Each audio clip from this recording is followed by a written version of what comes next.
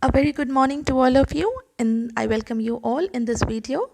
And here I'm going to talk about a chapter from class 9 science, that is diversity in living organism. The topic where I'll be focusing is kingdom Monera. You might be knowing that in the year 1965, R.H. Whittaker he classified organisms into five different kingdoms, and these kingdoms are Kingdom Monera, Kingdom Protista, Kingdom Fungi, Kingdom Plantae, and Kingdom Animalia. So we are going to focus on the first kingdom, and that is Kingdom Monera. So, what is this kingdom Monera?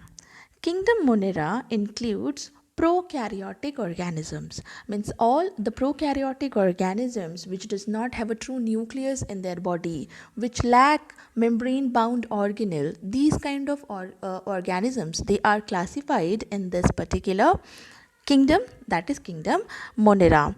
And when we say a prokaryotic organism, by default we can understand that they are unicellular organisms, they are single celled organisms.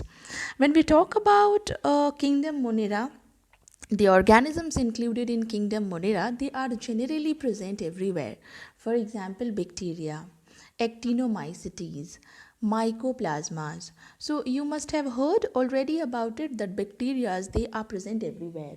You talk about air, bacteria are there. You talk about water, soil, even space, human body, everywhere the bacteria are present, and hence we can say that these organisms are present everywhere.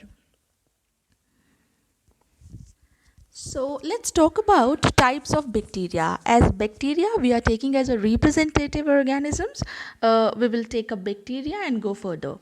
When we talk about types of bacteria, basically this kingdom includes two types of bacteria.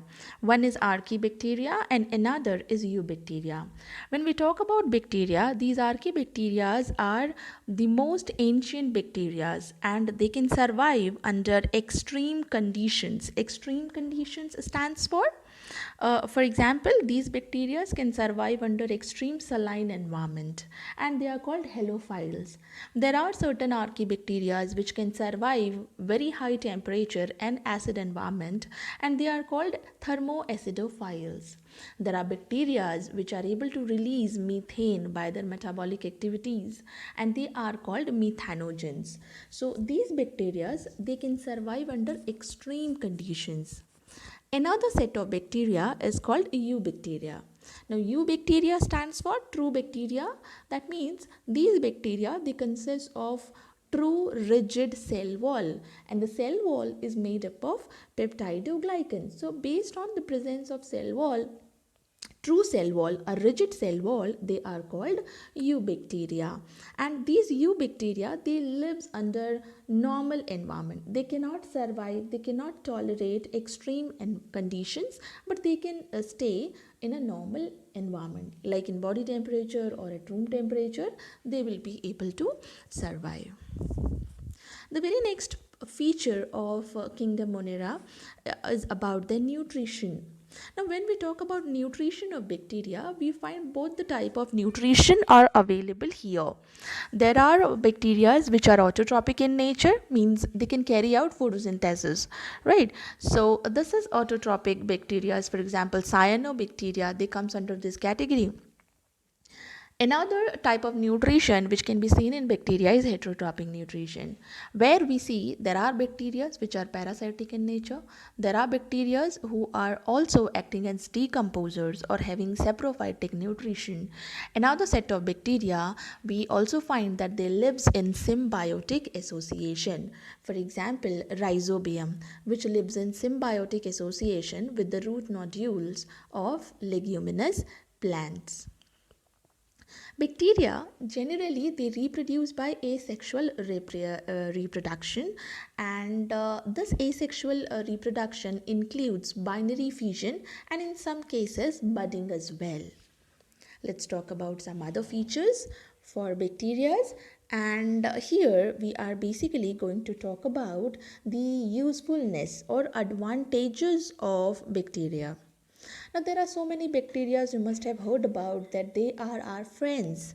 They are useful for us. For example, the bacteria they help in nitrogen fixation.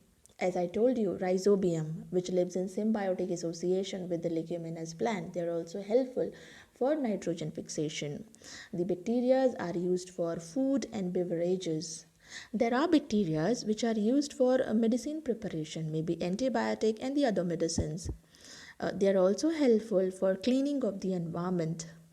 The decomposers, the bacteria which are acting as decomposers, they are helpful in recycling of nutrients, carbon dioxide assimilation as they are carrying out photosynthesis, etc. So these are the advantages or usefulness of bacteria. Now, when we talk about usefulness, we know that the bacteria are also harmful, and generally the bacteria are pathogenic in nature, means they cause one or the other diseases in animals as well as to the plants. So whenever they are able to cause any sort of disease to other organisms, they are called pathogenic bacteria. For example, Mycoplasma tuberculosis causing TB in humans. Fine. So these are certain organisms which or bacteria which can be harmful for a human being. Vibrio cholerae, Mycobacterium tuberculosis. These are certain other examples. So that's all about bacteria. Thank you, everybody.